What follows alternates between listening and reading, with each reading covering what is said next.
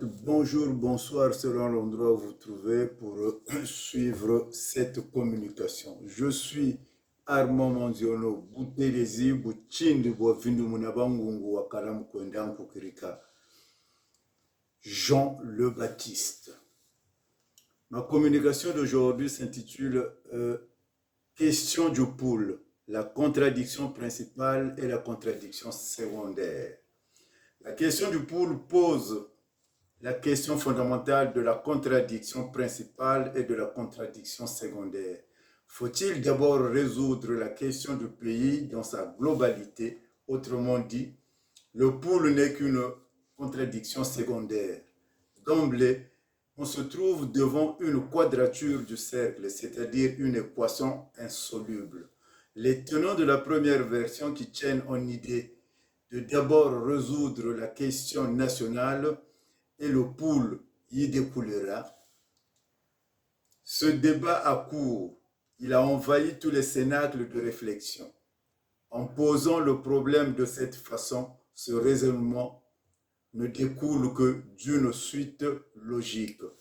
Puisque le poule est un sous-ensemble dans un ensemble qui est le Congo. Donc, en apportant des solutions pérennes à la situation de la nation, la problématique du poule y trouve son issue. Puisque le cadre national sera apaisé et l'origine du mal national sera apaisée, c'est-à-dire le régime actuel sera absous.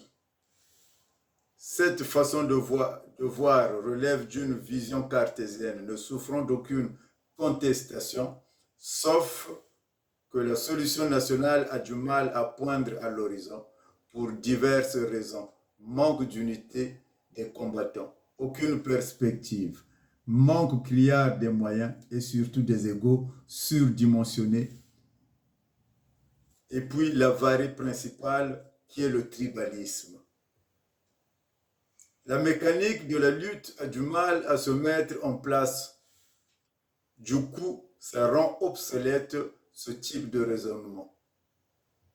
Puisqu'on peut attendre ad vitam aeternam.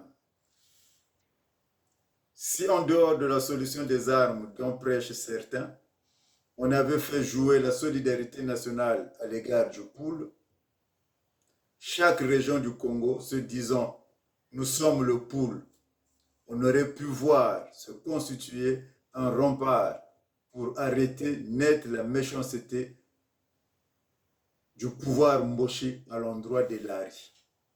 Le gouvernement se serait retrouvé isolé et forcé de trouver un compromis politique pour le poule. Or, tel n'est pas le cas. Chacun joue sa partition sur fond de tribalisme.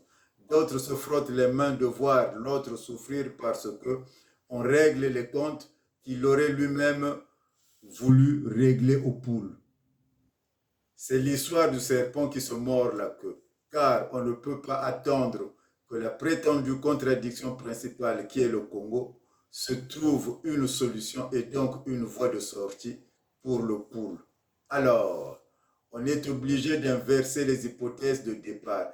Il ne faut plus partir de la contradiction principale pour arriver à la contradiction secondaire, mais il faut faire l'inverse, c'est-à-dire partir de la contradiction secondaire elle-même.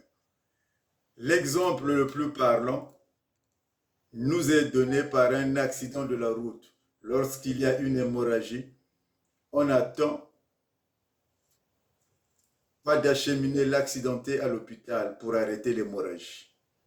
On pose un garrot pour éviter la mort subite du malade et par la suite on évacue la personne à l'hôpital. C'est pourquoi les enfants du poule doivent se lever au regard de l'hémorragie pour poser le garrot. En se disant bien que le poule est dans une situation d'urgence qui n'est autre qu'une situation de détresse absolue. À force d'attendre, le poule va être comme cet accidenté de la route qui meurt faute de soins. Vous l'aurez tous compris. Le temps relève la vraie nature des hommes. Les masques tombent et montrent les gens comme ils sont, comme, comme ils sont même, quand bien même ils sont ressortissants du pôle. Chers ressortissants du pôle, la situation de notre région n'est plus à démontrer, ni à expliquer. Sortons de notre hypocrisie pour faire le maximum de bruit. Croyez-moi, nous, Congolais, nous sommes condamnés à disparaître du Congo. Prenez-le pour dit. Le tout ensemble, sauf le pôle, est une réalité incontestable. Le dire haut et fort, ce n'est pas être tribal, c'est être réaliste. Ne pas accepter le déni des autres tribus à l'encontre des Congolais, c'est se bonder les yeux. Certains Lari sont dans cette compromission pour plaire, même au cours des réunions.